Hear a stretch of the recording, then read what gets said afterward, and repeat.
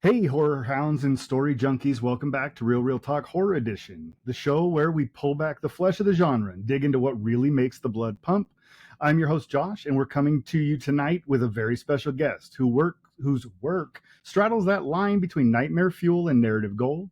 You may know him from his Bram Stoker nominated editorial work on Hell Comes to Hollywood or 18 Wheels of Horror, where he championed cinematic short fiction from the minds of filmmakers, screenwriters, and special effects veterans. Or maybe you've caught one of his gloriously pulpy sci-fi creature features like Ice Spiders or Swamp Shark. But tonight, we're taking a jump into his long-form fiction, and it's quite the debut. Eric Miller's first novel, Whatever Happened to Uncle Ed, is a genre-smashing horror ride that fuses supernatural terror with high-stakes basketball. Yeah, you heard that right. Imagine Rocky meets Hellraiser by the way of the Mighty Ducks, all filtered through Miller's unique blend of absurdist humor, heartfelt drama, and skin-crawling horror. At the center of the story is Max Brown, a down-and-out former basketball star who inherits his uncle's crumbling mansion, along with a cursed legacy and a secret subterranean arena where shape-shifting demons battle humans in contests that are part ritual, part survival, and all soul-devouring madness. This is a novel packed with grotesque glory, emotional grit, and demonic slam dunks that build to a final showdown worthy of a buzzer beater in hell. Tonight, we'll dive into the madness with the man himself, talking about inspiration, grief, the art of balancing horror with heart and humor, and how decades of experience across film, television, and publishing have shaped his storytelling voice. And hey, if you want us to feature anything that you have, make sure you catch us online anywhere you get your podcasts. You can subscribe to Real Talk Horror Edition and follow us on X or Twitter at Real Talk Pod, or on Instagram, Threads, Blue Sky, YouTube, all the places at Real Talk for all the behind the scenes extras, upcoming guests, and all of the fun stuff. All right, no more warm-ups. Let's get to the demonic tip-off started. Please welcome to the show, author, screenwriter, editor, transportation department head, and all-around genre wizard, Eric Miller. Hello, Eric. Hey, thanks for having me on. How you doing? Doing really well. And you summed up the book, My Life, Everything better than I ever could. That was a great synopsis, right? Yeah. I was wondering if he was reading straight off the book jacket. That's what I was like. That's really impressive. Do you work for Scholastic or Simon & Schuster?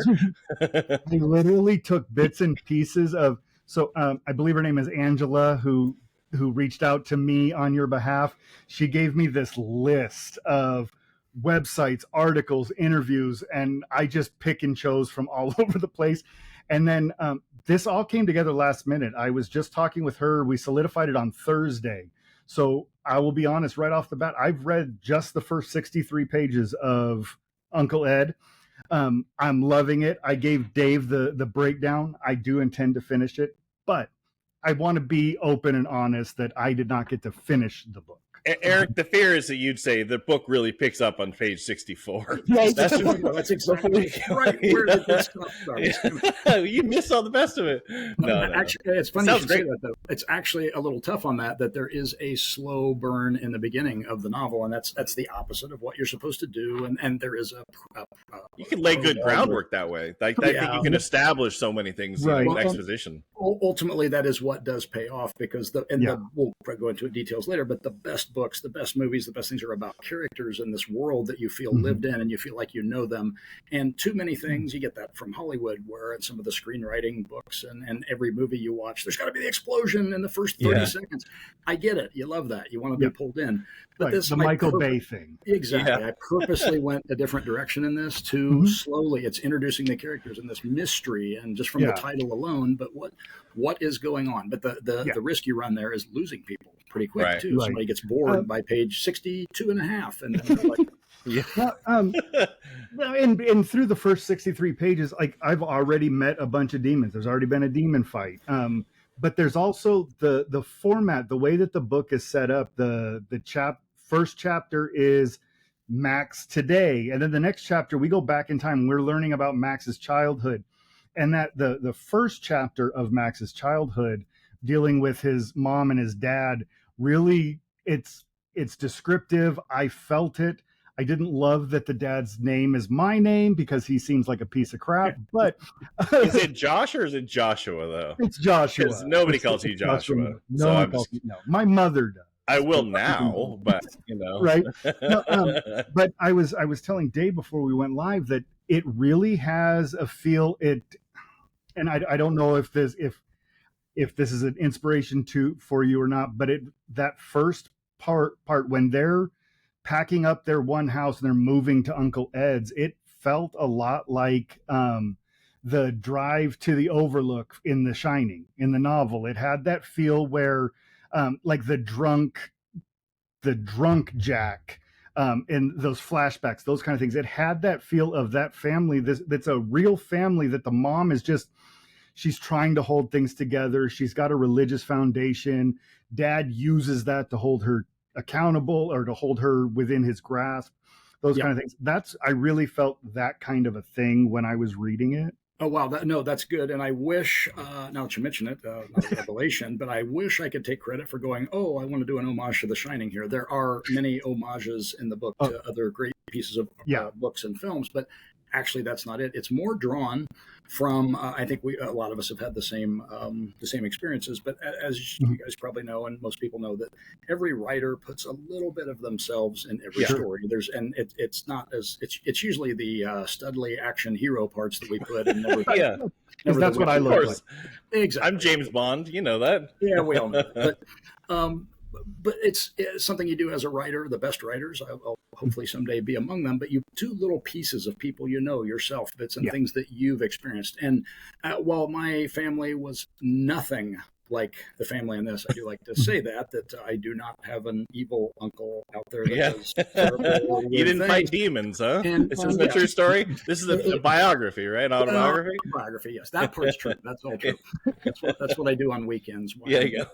But the family fought. Every family fights, and you go back, there's money issues, there's moving issues, there's all kinds of things. And obviously this family, Max, our hero, Max Brown, when he's your section you're talking about, when he's the flashback to when he's a young kid, and his mother Maxine and his dad Joshua, there's obviously tension, and they move around a lot. And that is something that was taken from my real life. We moved around a lot. And I've lost count, anywhere from 8 or more different schools and places before we kind of settled into the last 3 or 4 years of high school or something. Yeah. But that moving around, I remember it. I remember being the new kid. Most people, if they're at worst, they're the new kid once. Yeah. I was the new kid over and over. Several times. That's hard. That's several times. Hard. And so those bits, those little bits of Max and his young thinking and feeling, and this move, the drive, I remember sitting in the backseat of the car. And hopefully people like you and others who have experienced will get a little bit of a callback to that, and it makes it more real and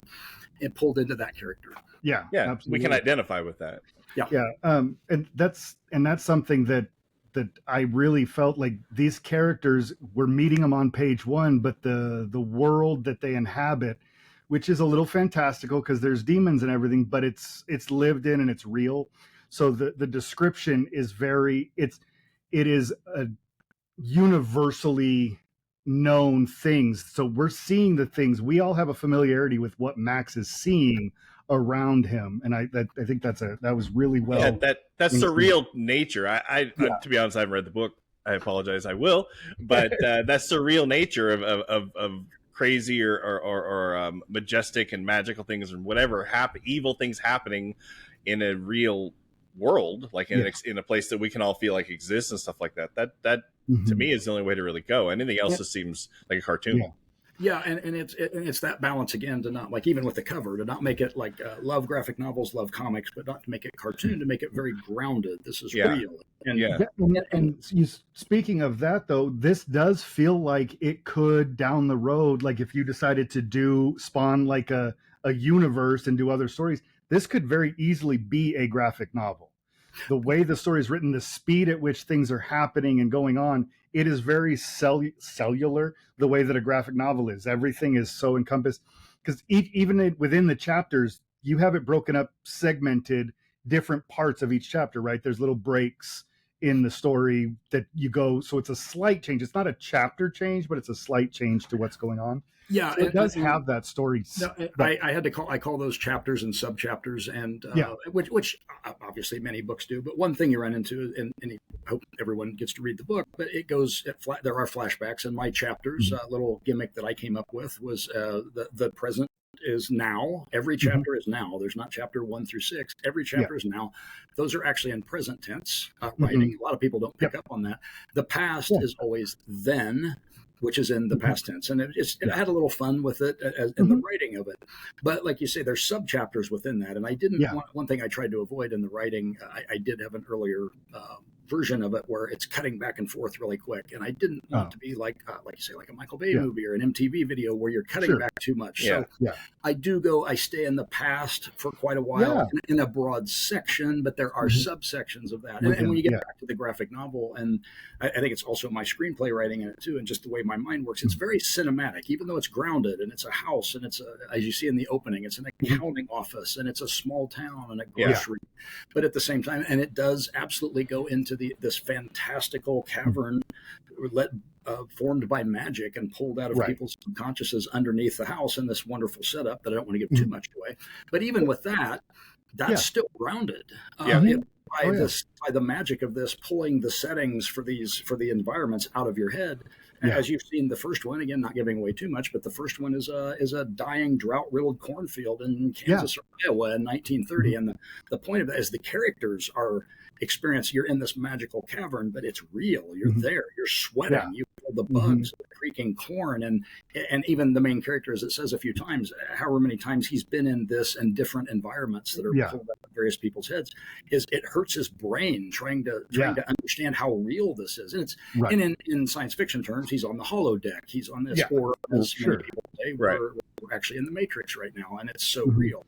But in the horror context, it's done by magic and nightmares from your subconscious. So even though it is cinematic and goes amazing places, it always stays grounded in an experience that you and I, or hopefully theoretically you and I can understand. But it envelops you, but you still feel a connection to it as in reality. That's great. And even your side characters, his two best friends, I guess they're maybe not best friends. There's some conflict, Tommy and Walter. Walter, though, he reminds me of like he reminds me of like the big, soft-hearted but still intimidating looking guy, but he just wants love. That's actually Tommy. Tommy, the big lug. Yeah, and he's bullying Walter, and Walter just wants to save the girl. But then Walter almost, like, there's a lot happens really fast right there, because is it Walter that remembers this place that they're in? Because when they first come off the stairs, he remembers this place. It's his childhood in Nebraska. Yes. And it's and the gimmick, again, trying not to give too much away of the book, but at the same time, the when they go into this magical arena under the house every full moon to fight this complicated, almost gladiatorial games, is that it's pulling things out of people's houses. And of course, in its own way, while Tommy is kind of a bullying, simple, big, as it describes him, pro wrestler, and the two of them have they're very much tension, because Tommy's a very straight ahead, kill, military trained. He's a Marine. And Walter is, as you'll find out things about Walter and where he comes from and why, and he's this really resident, nervous, neurotic wreck. He's not a combat guy. He's not a soldier, but he's for complicated reasons, he's going down to fight too. So there's all of this crazy tension between the two. And I just lost my train of thought completely where I was playing with it. How much of these characters do you putting in there are parts of yourself, parts of who you are? Well, I would like to say your screenplay is the same question. The description of Tommy that I think I say in there that if they had to throw down, Rambo would have a hard time trying to beat him, and he'd have to cheat to win. And so that's me. That's completely a good line. Yeah, there you go. Of course, 100%. Goldberg, that's totally me. I was going to say, and Walter is obviously the academic, and he's more the neurotic, nervous wreck that sits around crying by the fire every night. That's a little bit more me. But actually, those two characters are not necessarily. I mean, there might be tiny bits of me in them, but it's more Max, the main character, and again, hints of it. But I won't. I'm not. I was pretty good at playing basketball for a while, but nowhere near even making a team. But Sure. And Max is the star. He's, as you will find out later, as we meet him now, he's 25 years removed from a promising career that life and crazy events have interrupted. and all of that sense of competition and his skills and the lessons that he learned from his coach and all these things about being on a team. Even if you're the star, you can't go 5-on-1. You've got to have a team with you. Right. So all of those stories come in. So there's a bit of Max in me in there, and maybe the 5 or 10%, and some events in there, and there's little things no one would know me. There's sections about him and his mom, as you read. There's a little bit. Okay, you've read it so far, but the little bit about Max's mom tamping the cereal down in the milk. My mom used to do that for me, and I threw little things like that. You throw in right what you know. You're right what you know, and as many people have said, those are the most heartening parts of the book, because it's at the end of the day, it's games of basketball for everybody's souls, and guns and mortars and shooting demons in the face. But at the end of the day, it's about a boy and his mother.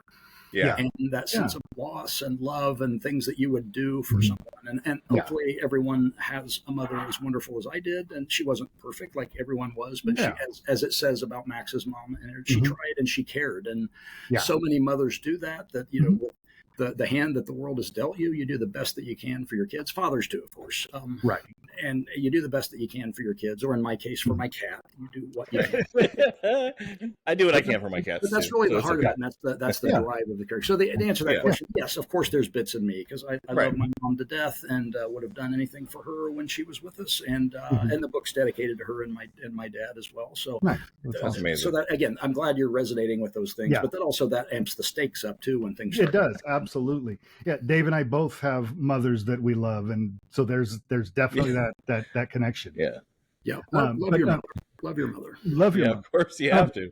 So with the fusion of basketball and demon magic, was when you first outlined this and you planned this story, the story was coming together in your head.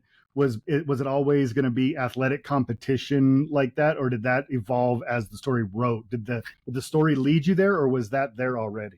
That kind of grew. I not so much anymore as the older I've gotten and the more that I've written. I tend to have, every writer and has their own process of creating, and rarely an entire story will blossom in your head, which happened to me famously on a little one-line idea I had, and one day out hiking from one step to the next, the whole story exploded in my head, which has never happened before since. But I slowly, with most stories, I have a kernel of an idea or a character or an event. And when I wrote the first short story of this, too many years ago to count, that I'll admit to, it ended on a certain line, and that line is still in the book, and you'll come to it. It's a fun line, and it actually used to be where the book ended.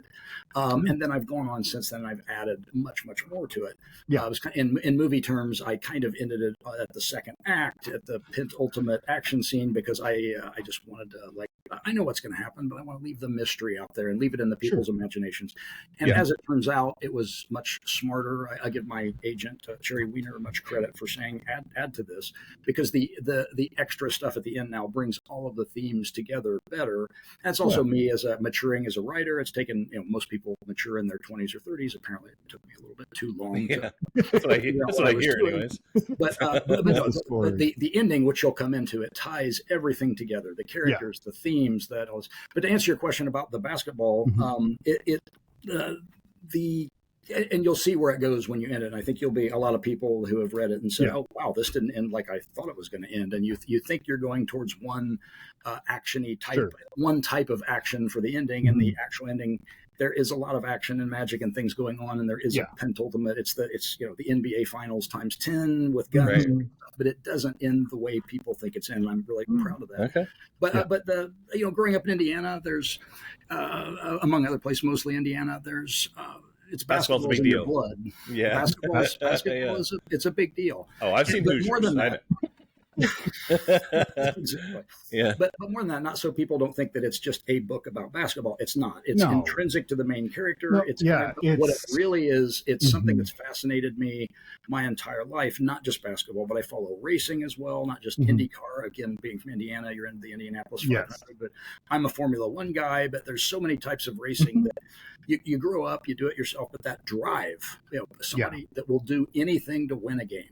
Yeah, it's just that Michael Jordan. There's the great story at one point where whichever one of his finals or towards whatever game that he completely blew his ankle out, and Everything's on the line. He's the man. Yes, he's got a great team, but it's Michael freaking Jordan, and he asked am I gonna hurt it any worse if I play? And they look at him and say, it's his ankle's the size of a basketball, and it's ripped apart. And they're like, well, no, and he's like, then shoot it up. And apparently they shoot the painkillers in, wrap it up, and he went back out and scored like 900 points and won the dedication to winning. And again, we worship that. That's amazing. That's heroic.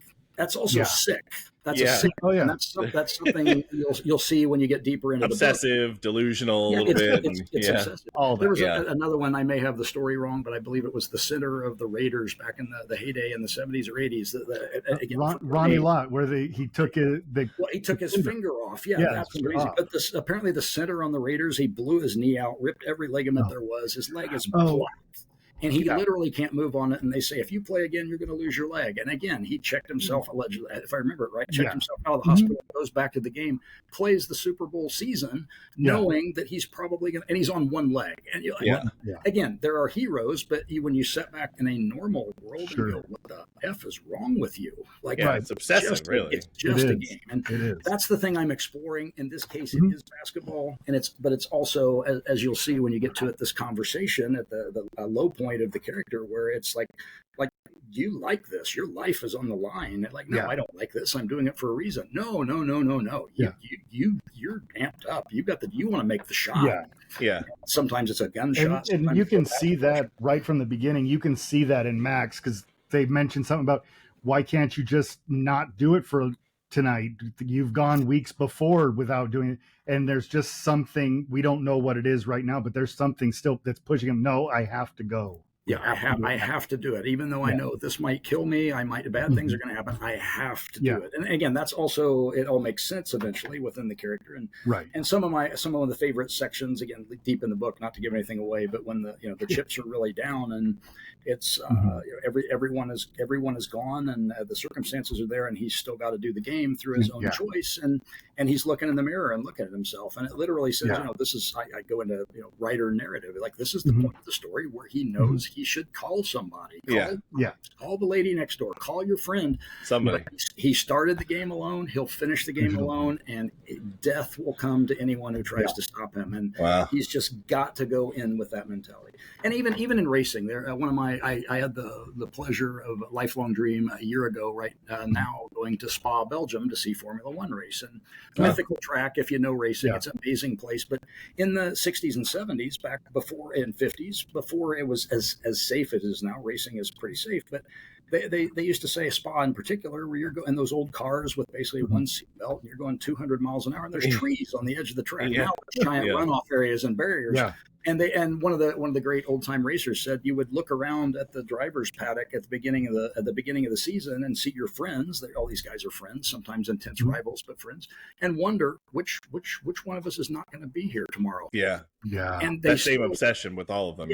And they still jump in the car, fire it up, and let's go and floor it. Take that chance. And again, to be admired, but also that's a cautionary tale too to any of us in life. Our job, I brought this up with someone else, that it's a very Midwestern thing. I know American thing, Midwestern, but few people in the world obsess at their job. And to me, this is Max sees this. He's a blue collar guy. He never got to go to college through all these circumstances, and he works in a warehouse, which is really important to the story in various ways. Like I did, worked in a warehouse, and plenty. Most of my family are the same way. But just do your job, whether the job kills you or not. You go into the coal mine, you go into the warehouse, you do the job, and that's a sense of pride that you finish the job. And again, that's all those kind of themes are what I'm playing with. Sure. And yes, there's little bits of me in there, that kind of weird drive. Right.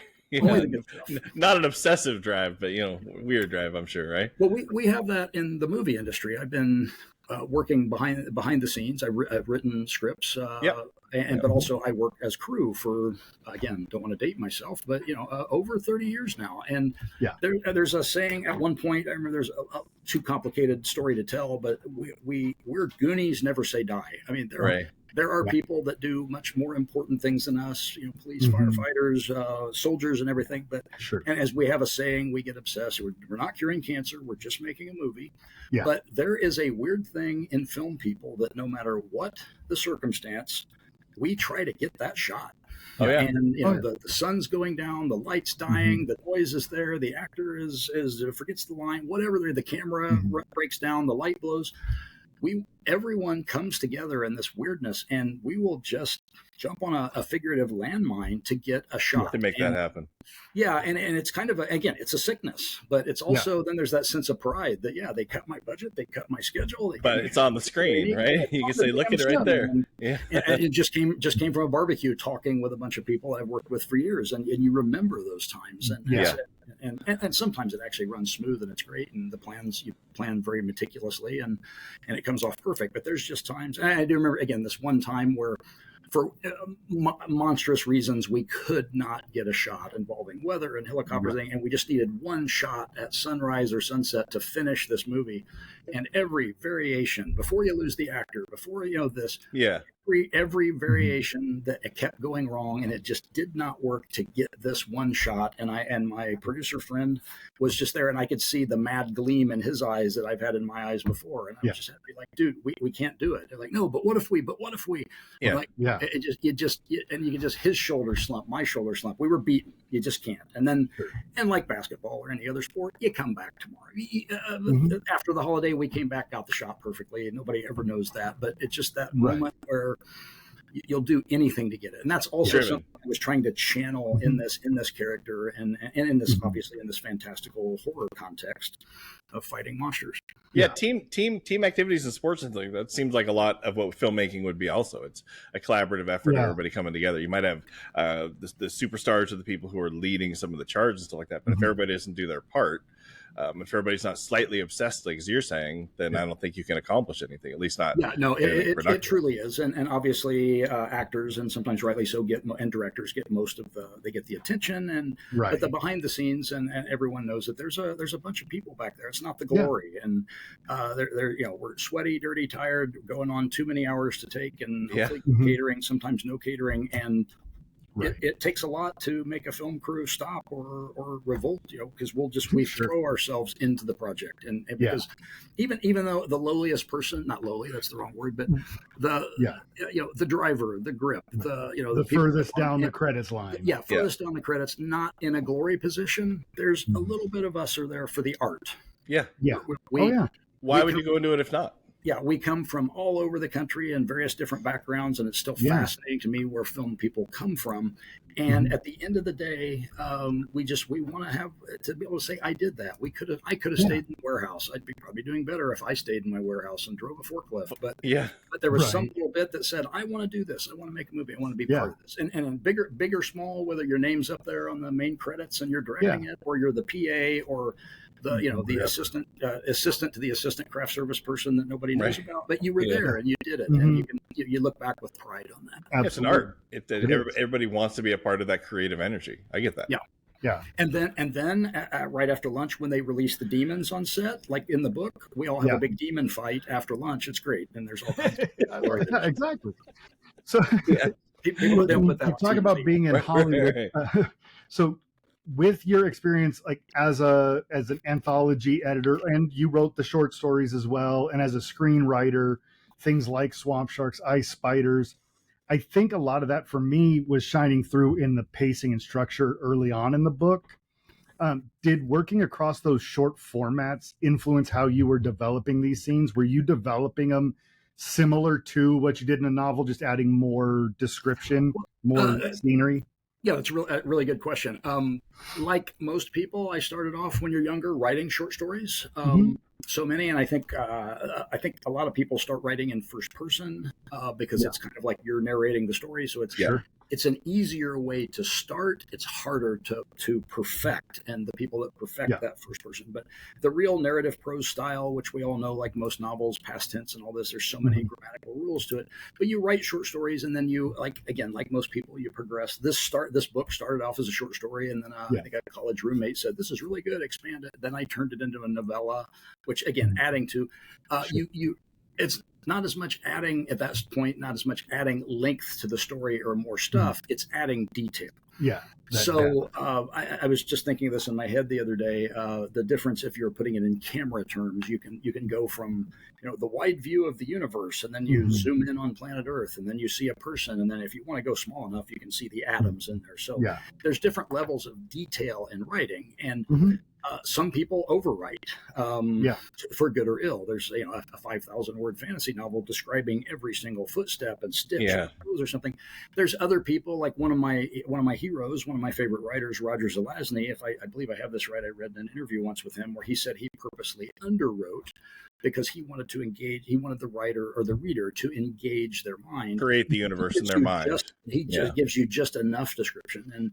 And I believe I said to somebody else, I can bloviate like the rest of them. I can sit down and just write. I think one of the best examples, I believe it was Neil Stephenson in Cryptonomicon, if you guys have heard of that or read it. Unbelievable writer, one of the greatest living writers ever, but a fantastic book, I believe it's Cryptonomicon, where he famously spends like 2 or 5 some pages describing eating a bowl of cereal. And in like excruciating detail. And he's showing off. He's Eddie Van Halen doing a solo. And the whole book isn't like that. And for somebody out there, internet world, forgive me if I have the wrong book, but it's definitely in one of Neil's books. But he doesn't do everything like that. But for that section, and it fits, and it's amazing. Right. But if you did the entire book that way, it's terrible. So coming around to your question, when you're writing a novel, when you're expanding short stories, you have to be careful to put in too many side journeys, too many side things, and just basically distract people from what's going on.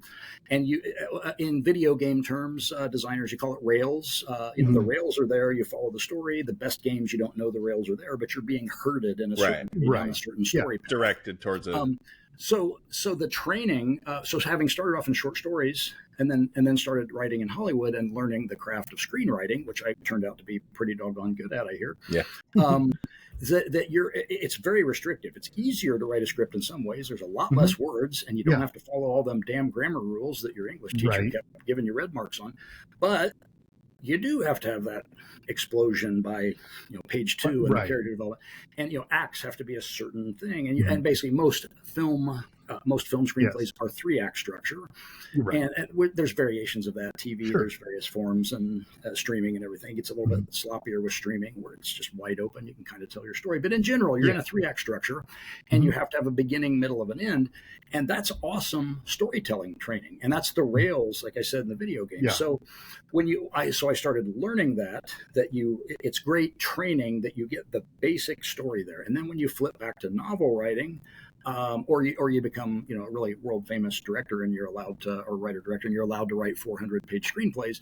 You can add when you are Quentin Tarantino, you can do that. Yes, I can do the 900-page screenplay, and they'll go, "This is brilliant." But in general, if you're over 120 pages, or these days over 100, they start looking at you crazy, and there's you got to be economical with words, but also just the story. But so again, when you flip back to the novel, I have all that in my head now. So when I go back to the narrative form and prose writing, that's setting in my head. It's not just the cinematic structure of it, but it's also that you've got to, it's not just cinematic structure, but you've got to stay on the rails. You can still add more detail, and you can edit out the unnecessary a little bit. You can go into the characters' heads. And something I love doing in movies or TV, I love it when side characters get their moment. And as you see in this, it's more ensemble, even though Max is our hero, Tommy, Walter, Deb, all these other people get their moments, and they get their stories because they're important to this. You don't have as much room to do that in movies and TV, but especially movies.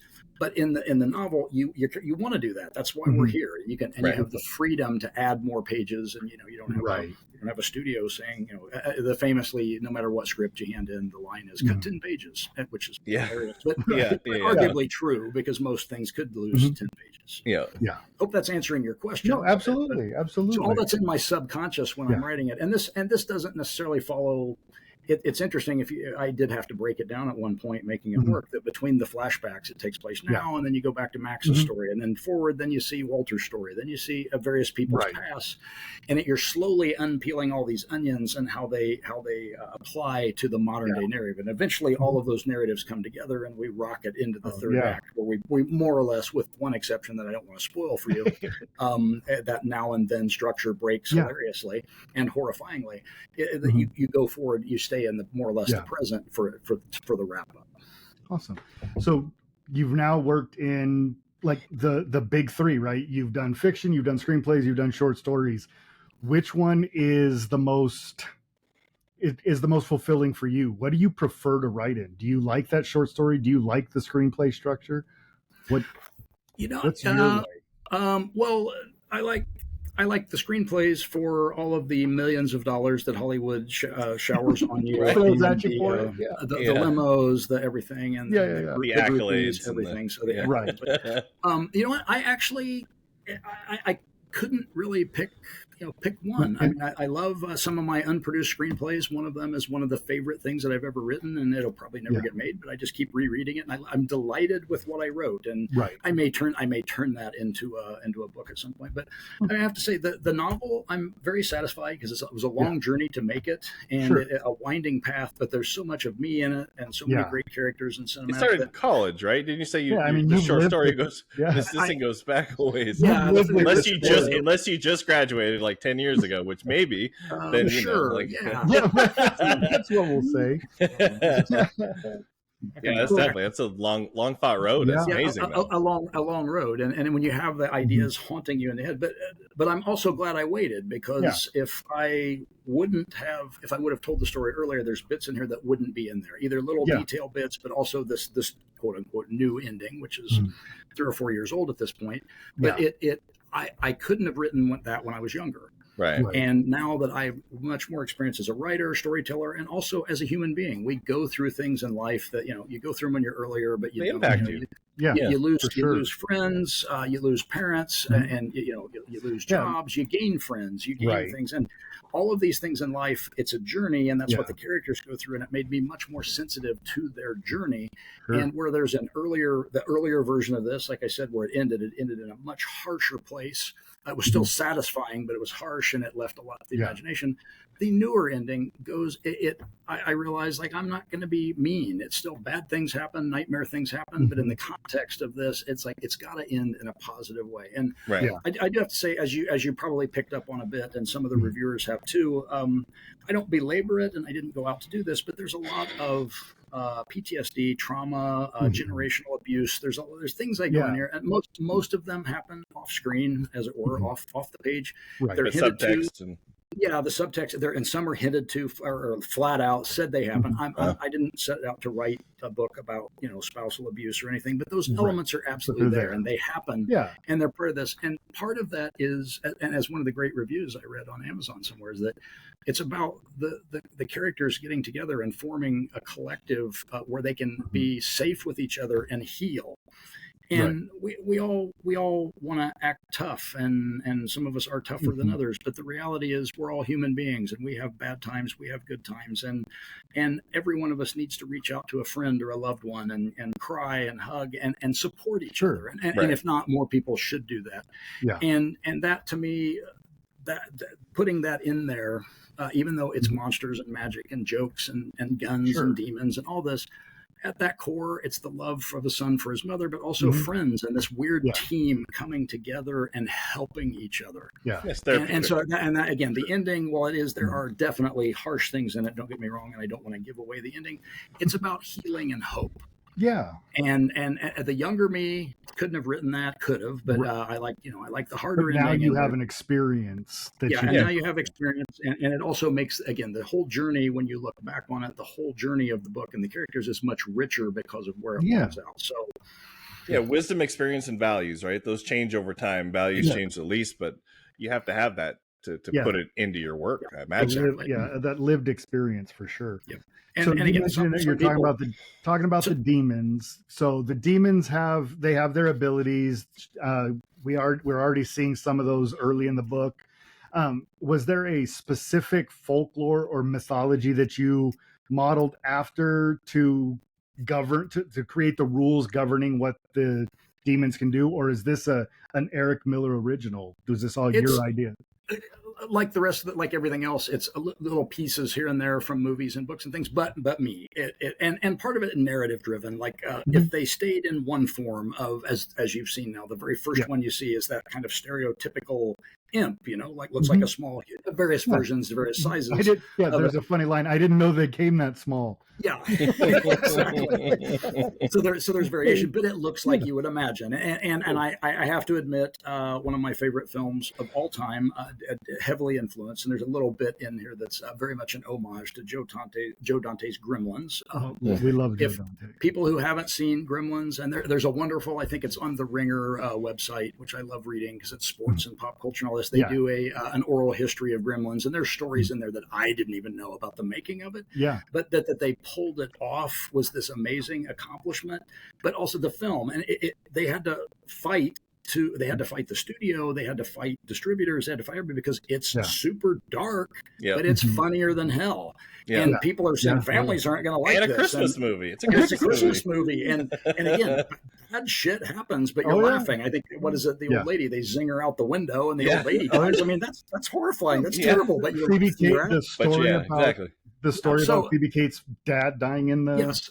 Yeah, so I have to say a lot of my monster ideas came from the demon ideas came from that kind of that form of the Mogwai, the evil evil gremlin, but in a more classic sense with the red skin and the scales and the fangs and all that. So some variation of that's in there. But then, as you've seen, I don't want to give it away. There's towards the end of that first action scene that you've read, there's a completely different form that it can take. So I did play a little bit fast and loose, but within it they can kind of become anything. And you'll see there's a scene, it's the third or fourth big action scene. There is a completely unexpected, takes everyone by surprise form of a demon it's huge critical plot point and very satisfying, but at the same time, like, where did that come from?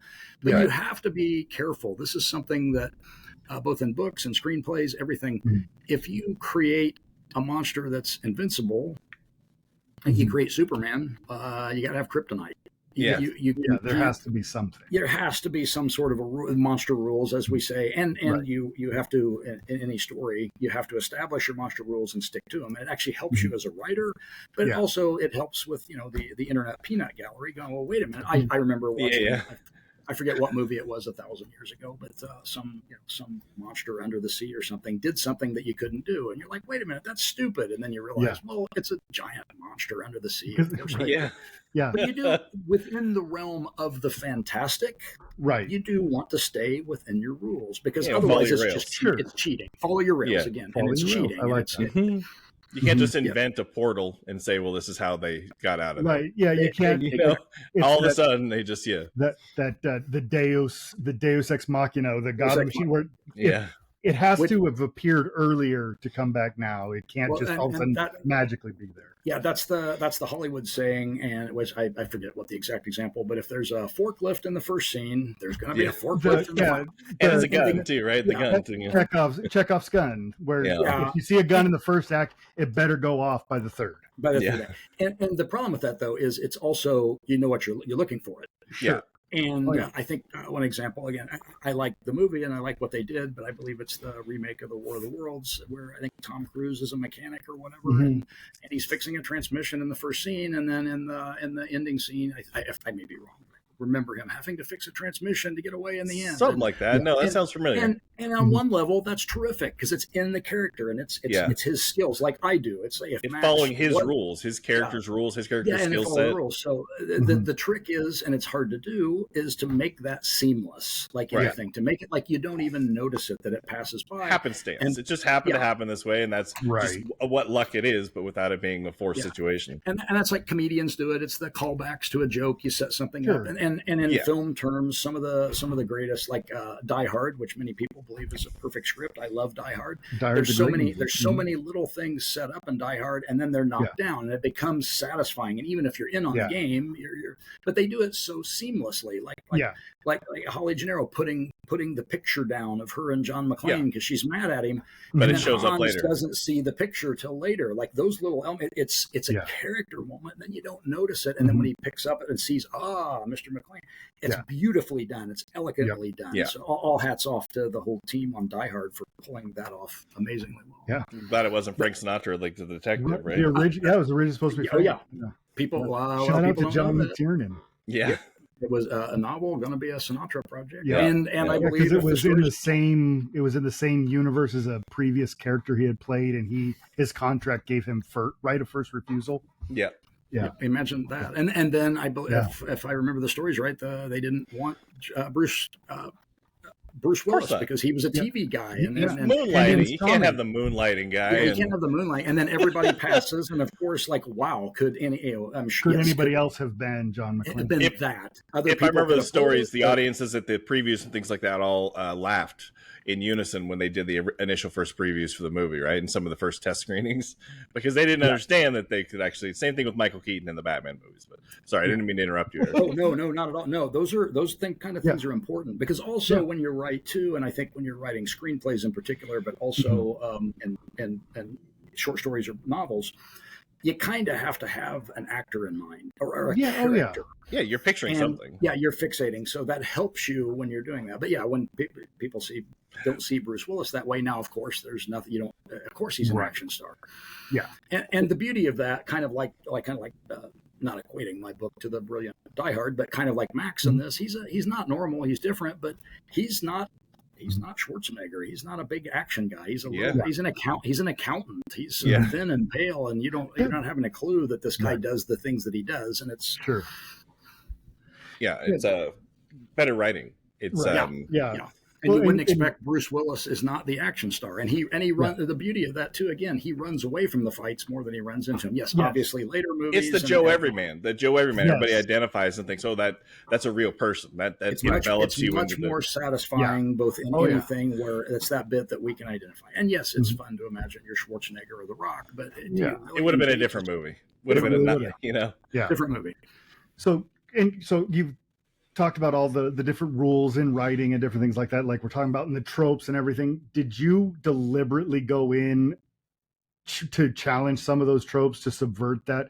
Because there is some subversiveness to the way this is. Were you probably not maybe when you were in college and you started it, but as you fleshed it out, were you intending to subvert those?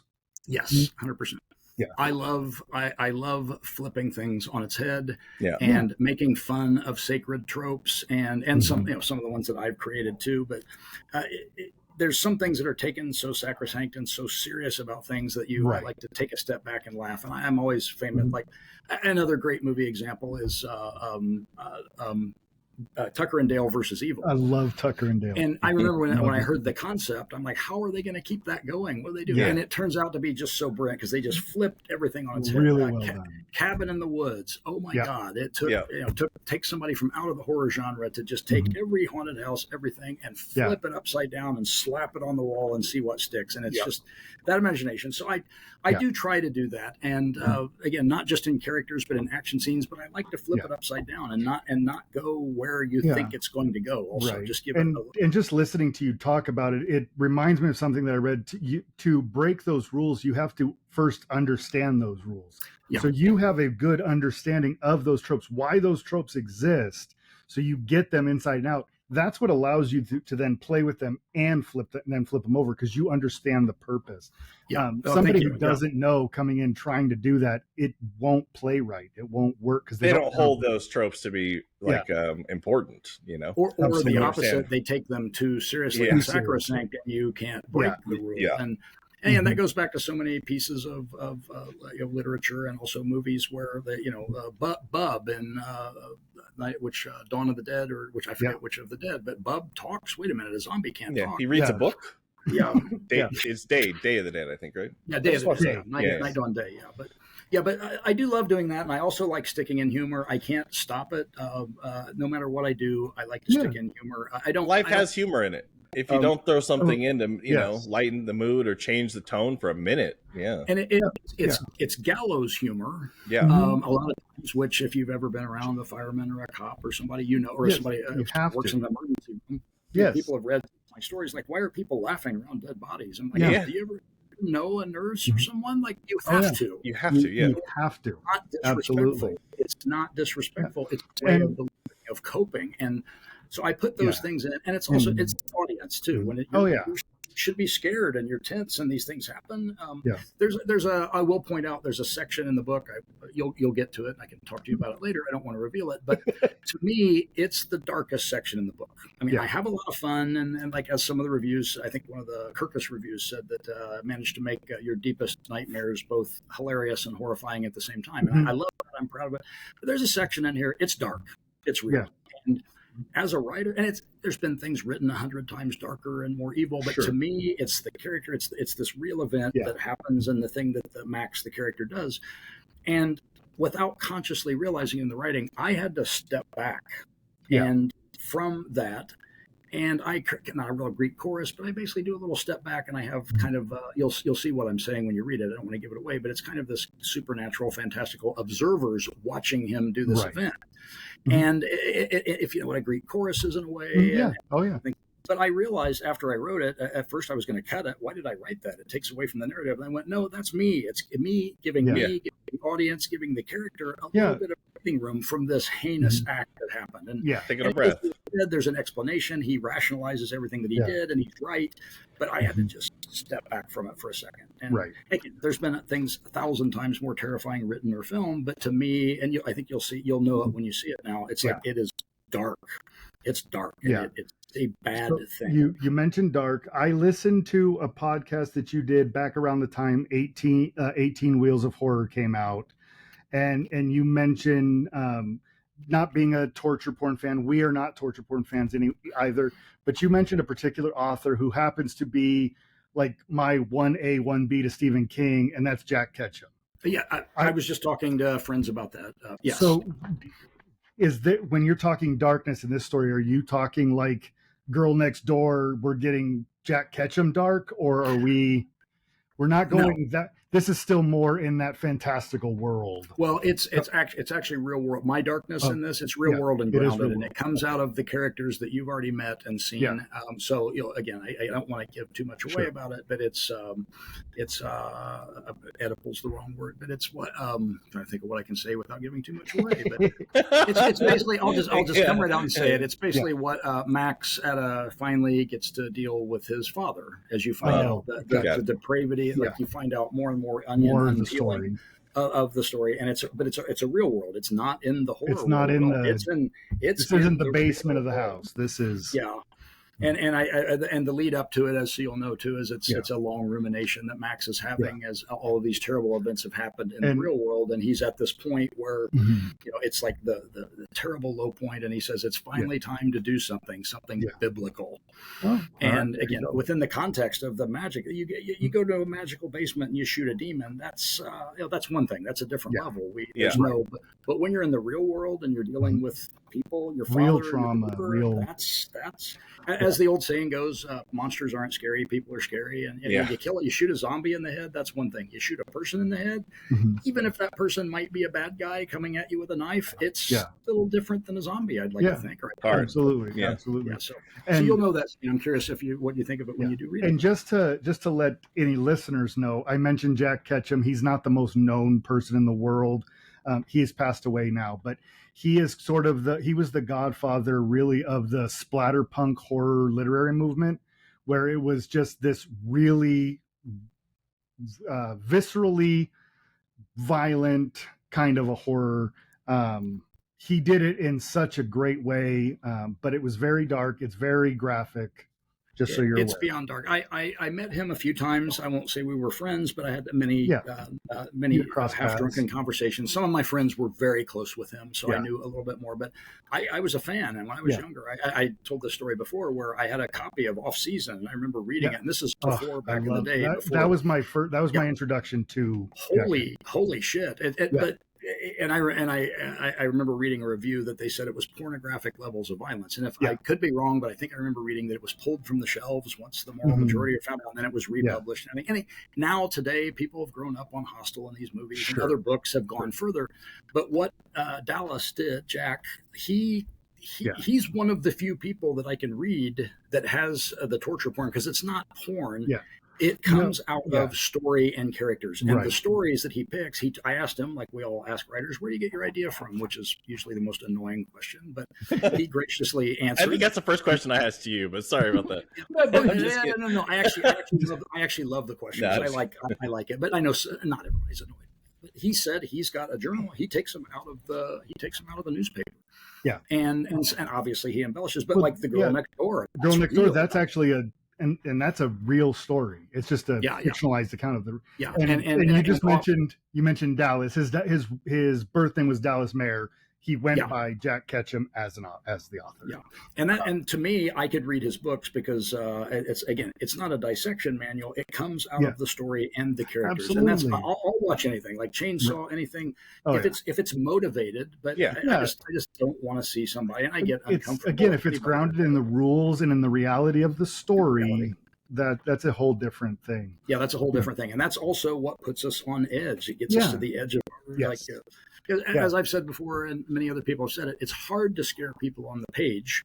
Mm-hmm. It's really hard. That's why we have jump scares in movies. They can be done excellently well, and they're fun, and they're great when there's the wonderful misdirection. You're waiting for it, and then it doesn't happen, and then they get you with another one that's just epic. And I always point out Mike Flanagan's one of his early movies, might have been his second movie, The Absentia.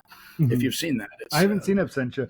Yeah, Dave and I have this problem with first films by directors. Yeah. We missed the first movie until it's way too late. We're obsessive film fans, and yet we still don't watch a lot of our favorite filmmakers' first films. I have the same thing, but I'm more wary of second films because I've seen it too happen. Oh, the sophomore slump. Whoa, knock my mic over here. But the sophomore slump, but you make the first movie and all this acclaim, and you're great, and then we all do it. Suddenly you think you know what the hell you're doing. And, and you have a bigger budget usually. You have some more creative force behind you. I don't need I did it all myself the last time. I was I created the whole thing. And that's the thing that I think a lot of film fans forget is that first film, that first story, a lot of times that's the passion project. That's the one that's been sticking with you for so long. Years. You've Could be years and years and years. Breathed it for so long. That's why you're able to do it. That second one you didn't live with as long. So that's where that slump comes from. Which is why my second novel will suck because I didn't.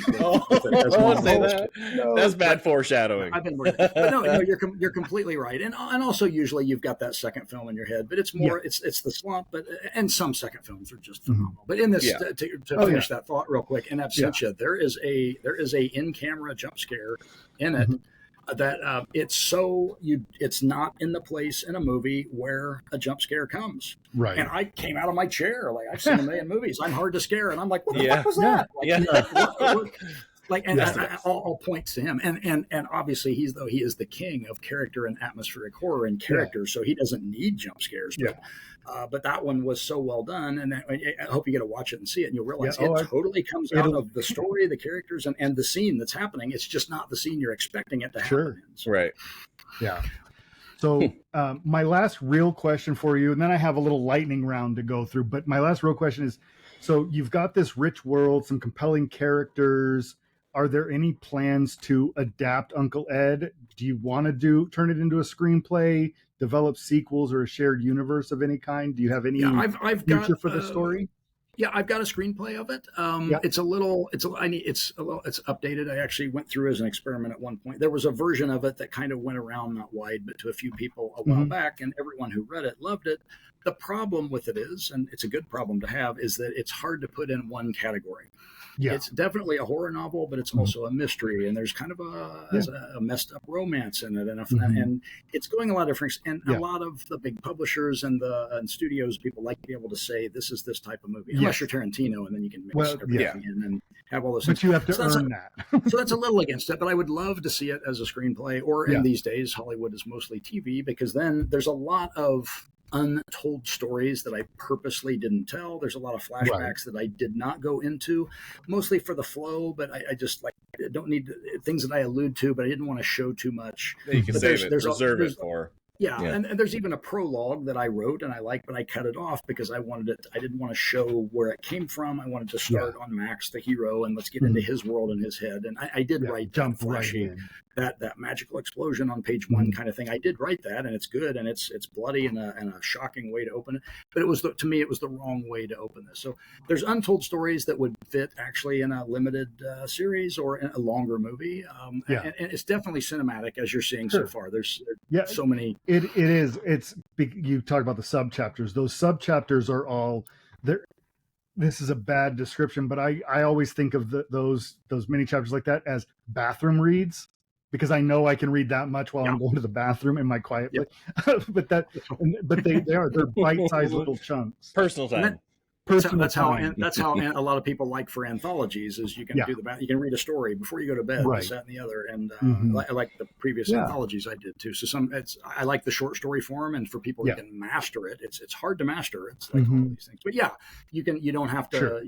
You can get into a quick chapter or a sub chapter, and then it kind of goes somewhere else. And so you're correct. So I'd love to see it that way, and of course, that's the swimming pools, movie stars. Let's move on up the hill. So but there would be a lot. It would be tough though, because it's such a kind of a personal story. It's hard in Hollywood. Things get changed, and you're basically giving your baby to somebody else, hopefully for a lot of money. But you want to stay involved with it. So and I would hopefully be able to Flanagan or somebody that cares. And do you at have the end interest of the day, in directing? Would you have interest in directing your own production if you pulled this thing together? That's a tough question. I don't think I've directed one famously terrible little joke thing that actually was in the. I thought the Waffle House incident is absolutely hilarious. Yeah, I loved it. I love parroting the lost footage and the found footage. The found footage and the lost footage. No, I am going. So when I push this show out in probably on Tuesday or Wednesday, I'm actually going to add a link to the Waffle House. Oh yes. Because it made me laugh. I kept telling Dave, I don't care what you do, you have to watch this before the interview. Before you talk anything else. It's funny you say that. I keep flirting with saying I'm going to release the feature length version, because that's just the teaser, the short film. And so you'll know when people watch it. It's like the 89-minute version of that. And I have a feeling people will buy it, like if it's up for $1 or something. I'd buy it for the stupidity. But it actually premiered. It premiered in the Fantasia Film Festival, and I can't remember if it was an email or a phone call, and they were like, it was like, I'm like, you're in. I'm like, did you guys actually watch this? And they're like, we think it's hilarious. So, absolutely. Talking about subverting expectations and tropes. Exactly. That's exactly. Exactly. As people will see if they watch it, I founded the genre of the lost footage genre, and I remain the only film ever made, and the hell with fully found lost footage. Fully lost footage. Who else can say they created a genre? I created a genre. The found footage thing was an overused trope for a long time too, and done very well in some instances. Sometimes, sure. Also, for about a year after that came out, at my credit, I put in legendary horror filmmaker Eric Miller. Everybody has to call me that. I want you have to call me that. Even my friends. Legendary. I love it. But so do I want to direct back to that question? You know what? Could I? Yes, I've got enough experience. Directing's hard. I got to give credit to directors, and I've many friends who do it, and professionals I've worked with, and I've worked with some terrible ones. But it is, hats off to people like Don Coscarelli and Mike Flanagan, all these people, a million directors that I love. It's a hard job, and you're the general of an army, you're the captain of a ship, and a number of decisions in the midst of creativity, and you're trying to take if you bought my script, you're trying to take this brilliant screenplay that's the best ever written and figure out how to make it into just a mere movie. Right. It's hard to make a movie, and you're dealing with so many personalities and things and logistics and the things that I deal with. I'm supportive as that. When I was producing and line producing, I most of the directors I worked with, some of which are still friends, they were like, you're the best producer ever because you got my back, you understand it. And I understand it from the crew and the physical level, but I also understand it from the creative and the story level. And you get to that point where you've got you got the lights gone, you got 2 shots, but we've got a whole page worth of stuff. How do we get the story told? How do you tell the story in this? I mean, yeah, would I do it? Of course, it would be interesting and fun. I think there's people out there that are a hell of a lot better than me that could probably take this or Take any your other vision story. and But at the same time, no one would care more than me about it too. Right. And Absolutely. You just have to make sure that you're not, like as writers do in screenplays or anything, you can't get caught up on your babies that you love. Sometimes you've got to just, that scene's got to go or this has to change. But I think I'm smart enough and experienced enough at this point that I could pull it off. But better to have somebody who can take your vision and bring it to fruition, essentially. Right. Exactly. And then take all the blame if it sucks. When it financially does or does not work. Yeah. Was it me? I just wrote it. I just wrote it. Yep. All right. So I call this the lightning round. It's not, you don't have to go, it's not lightning. There's no time. Just kind of the first thing off the top of your head. So what's the first horror movie that scarred you as a kid? Like what started your horror journey? That scarred me. Last House on the Left. Oh, great movie. Yeah, love Wes Craven. You're stuck in a horror movie. Who's your survival sidekick? Ash from Evil Dead or Ripley from Alien? Oh man, my brain and heart and every piece of me wants Ripley because she's a survivor and she gets Ash, but I'm an Ash guy, groovy baby all the way. Yeah. I love Ash is gonna give you the humor in the midst of the fight. 100%. All right, what's the best creature feature of all time? The Thing, John Carpenter. Such a which arguably isn't necessarily a creature feature. Close enough. I think it's close enough. Yeah, I will count it for sure. Yeah. Not the original, huh? 58, which is also a great movie. The Thing from Another World. Yes, it is. It's still a really good movie. So going with your filmography, because these are the two movies that I just watched yesterday. Would you rather fight one giant swamp shark or 100 tiny ice spiders? I hate spiders. Swamp shark all the way. Is that where the idea came from? Yeah. If they're tiny, you just stomp on them and walk away.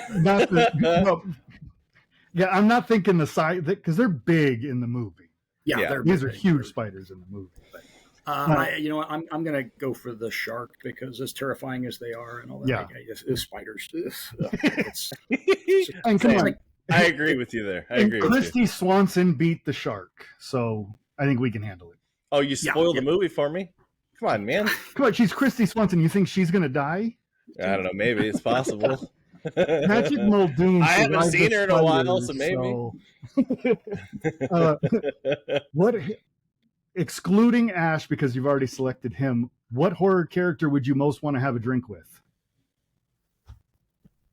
Wow. That's like the most, I don't even know the answer to that. You know what? Came from another conversation the other day. I want to sit down and talk with the abominable Dr. Phibes. Oh, that's a good one. Well, and just an excuse to sit down and talk to Vincent Price would be that's because I'm really talking to Vincent Price, even though his face is turned off. But so you're given the ability. You have the ability. You're given $1 million to remake any movie of all time. Which movie are you remaking? Which movie would I? Only $1 million? That doesn't go very far. That's this is a $10 million script. You're getting $10 million whether it gets made or not. What movie are you remaking? I'm remaking the Waffle House incident. There you go. Why wouldn't you? I'm putting $999,000 in the bank and going to I'm out here. It's a legendary Eric Miller directed film, and then a bunch of aliases for everything else you do. Everybody else. Exactly. Thank you very much. What's your go-to movie snack? You know what? TV show. I love Dexter.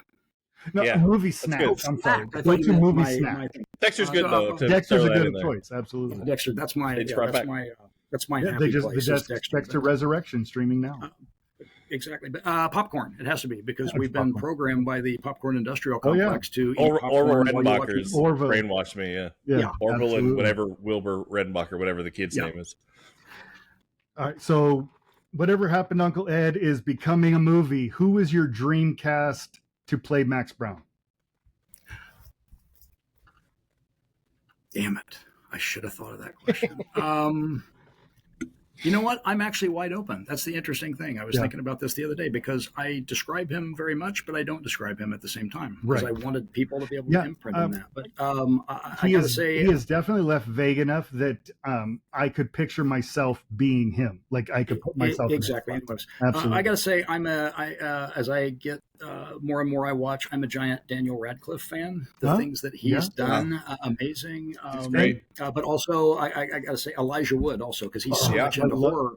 And both of them are like they're everymen, and they're not what you would expect as an action hero. But then when they do it, they pull it off very, very well. Yeah, they got range. I thought I read at one point one of them actually plays basketball or not. So whichever one of the two, whichever one plays basketball, And Elijah Wood, they're both big time genre actors. They love to get in and do a horror movie.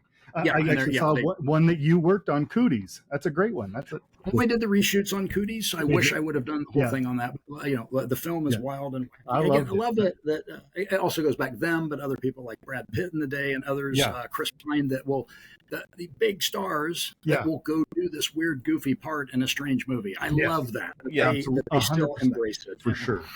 Look at the Toxic Avenger reboot, right? Yeah. They got Elijah Wood in that, and Peter Dinklage and Kevin Bacon, all these people popping up, and they're not going to win an Oscar for it, doubtfully. But I don't think that's the whole point. It's not a paycheck for them. I'm sure they're getting one, but they're having fun, and they respect the genre. I mean, I think at one point, if I'm right, Elijah Wood's production company was called Woodshed Productions. Like we know Woodshed, of course. Yeah. That's awesome. Brilliant. So, if you could swap careers with any horror director for a day, who would it be? Don Coscarelli. I love Phantasm, huge Phantasm fan. I love Bubba Hotep. I love Don Coscarelli. He's great. And John dies at the end. And John dies. His movies are like you hear the description of fever dream. That's 100% the movies he makes. Like I love him. Well, and it kind of goes into, I know it's not a lightning round, but he's my kind of guy. I met him a couple times here and there, but he Phantasm, he did it himself. He did everything. I think his mom did catering and everybody. Right. But that's out of his mind and directing. But the other ones that I believe when I met him, I'm rarely a fanboy, but we're at a mutual party years ago, and I just had to say it. It's like you fucked me up when I was a kid. At a certain age, when the Phantasm commercial was on TV and that ball and all of that stuff. That sphere. Wow. Yeah. The sphere. Yeah. The flying sphere and Angus Scrimm and all this. Yeah. That trailer was on TV when you're growing up. And even now you would play that if people watch TV anymore. It's like, what is this? It was so wild and out there in the mix before. And then the movie itself is great and imaginative. And the fact that it's just a guy from Riverside when he was 18 or 19 did this. You're my people. You're my guy. And when I met him at this party, you kind of tell him the brief version of all that. Like, thanks for all that. And I think his response was something like, gee, shucks, gosh, like such a humble, nice guy. He's just, he's not the Hollywood bullshit at all. Right. He's just a guy and he still makes fun little movies. And wow, hats off to him. So he's in it for the right reasons, I'm sure. Absolutely. Yeah, that's what it is. I bought a fancy special edition of Phantasm years back, and there's these great clips of Don Coscarelli going on different regional talk shows and things. And he was just, every time he's like the kid wide-eyed, like, I'm so excited to be, he was just happy to be there. Yeah. It was me in a candy store. Like it was awesome to watch. And as far as I know, he stayed that way the entire way. But hey, I'll take Mike Flanagan's studio deal, whatever he's got. Oh man, absolute crazy talent that can take on the projects he does and do them with such care and love. And I don't know if you've seen the Life of Chuck. Not horror at all, but man, he really balances the humanity. It's an amazing movie. Well, I haven't actually seen it yet, so amazing. And I mean, there's so many out there through the years. And again, back to if you wanted to put it up there too, Joe Dante, the old school. Yeah, I love new people. Ty West, I'm amazed with, and I love that. But Joe Dante, I interviewed him, or not interviewed, but met with him once to maybe do a project, and like, wow, a boisterous ball of energy, and just like you realize that all of the madness in this guy, but focused and makes these wild, imaginative things. And when people, Hollywood, your own studio, don't believe in you, and he still pulls gremlins off and things like that. It's just like, wow. I wonder, I got to believe that a lot of that comes because he understands the Roger Corman style of making a movie. Yeah, that's also true. And then, he's also got the support of a Spielberg to be able to take the chances. Like He's awesome. Yeah, and an obsessive nature. That's what we talked about before. Is the obsessive with the, you're going to make it happen. There is no can't. Until I read that oral history that I was referring to earlier, I didn't realize how much they fought him on it, and also how much Spielberg came to. They said, if Joe wants it, you got to go with it. And multiple times in that article, it was like Spielberg said no, stood up to the studio for Joe Dante. For Joe, And they didn't have a lot of money. They were pulling stuff out of their ass and making animatronic puppets work. I think at one point they said the special effects guy almost had 6 heart attacks, and it's just like. That makes it even better when you appreciate the movie. And your special effects guy just can't hack it. All right, last one. Finish the sentence. The horror genre is at its best when it illuminates what's happening in the real world. Very true. Mirror society, kind of, right? Mirror society, There's the saying, to elaborate, in science fiction, some science fiction, criticizing the present from the safety of the future. Horror can't necessarily do that. Yes, we can take it in weird, fantastical ways, but horror's right here in front of us. And serial killers do bad things. That's on the news. It's in our lives. It's here. It could be knocking on your door. There's no safety of the future on that. So point out the badness in people and the evil, but also give us hope and ideas of how to survive it and prosper after the horror. Yeah, awesome. It gives us a safe space to deal with trauma. That's a good answer. Yes, I love that. That's great. I think that's very true. You just saw Talk to Me, right? Did you see that? Did you see Talk to Me? Talk to Me by the Philippou brothers. The 2 little Philippou brothers, or Filippo brothers from Australia.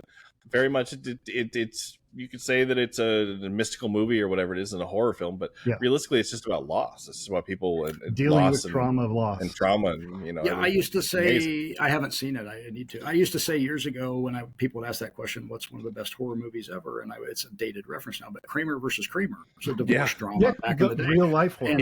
If you've been married or been in a relationship, it doesn't matter that if it's an evil monster or a demon. Brutal. It's a judge. Someone's taking your children from you and you're ripping your life apart. And this is a legal divorce drama, but that's real. It is a lot more fun when it's gremlins or demons or monsters or Angus Scrim slapping balls in your head and sucking your brains out. It's a lot more fun that way. Absolutely. Well, as we wrap up, Eric, why don't you tell everybody, sell your book, tell us where they can find you, interact. Are you on social media or anything that they can interact with you? Don't do as much as some people. I'm more Instagram than anything else. Raging Eric, or like Raging Waters, Raging Eric. I've got my website that's being redone, Eric Miller Writes. You can always go to Amazon. There's a lot of Eric Millers pop up, but if you search Whatever Happened to Uncle Ed or my anthologies, Hell Comes to Hollywood, 18 Wheels of Horror, that pops up. IMDb, you can always jump to IMDb, and there's some other posers on there with real careers, but like if I did the Taken movies 1, 2, and 3, and you've got a real career. Your IMDb credits are good.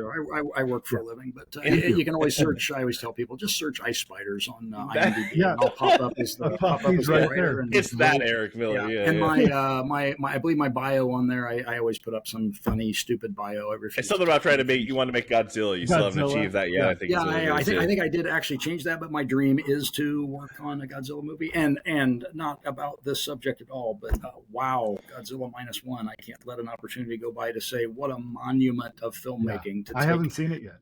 Yeah, I haven't. I think I can't remember if it's 9 or 10 times, and we could have a whole conversation. But it's as some reviewer said, it's a Godzilla as a horror movie.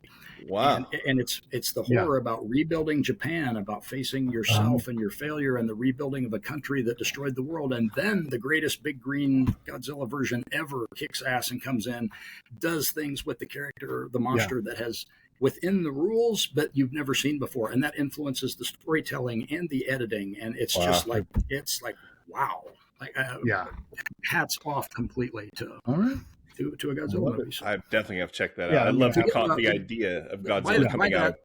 Buy that instead of my book. It's no. And also my small press website too is bigtimebooks.com. It's easier to remember. So. Did some renovation, but that's got links to everything and everywhere. It has all the Big Time Books. Awesome. Big Time Books. Big Time Books at Raging Eric and ericmillerwrites.com. Check them all out. That's actually going to wrap up our show today, everyone. Thanks so much for watching and listening. Man, I had a great time with Eric. It was a very illuminating conversation. Great talk about his book and just horror in general. I loved it. Make sure that you like, subscribe, leave a review, keep the conversation going. Find me on Instagram, Threads, YouTube, TikTok at Real Real Talk, or X/Twitter at Real Real Talk Pod. Until next time, though, stay creepy and always check the basement. There might be demons. Thanks, everybody. Thanks.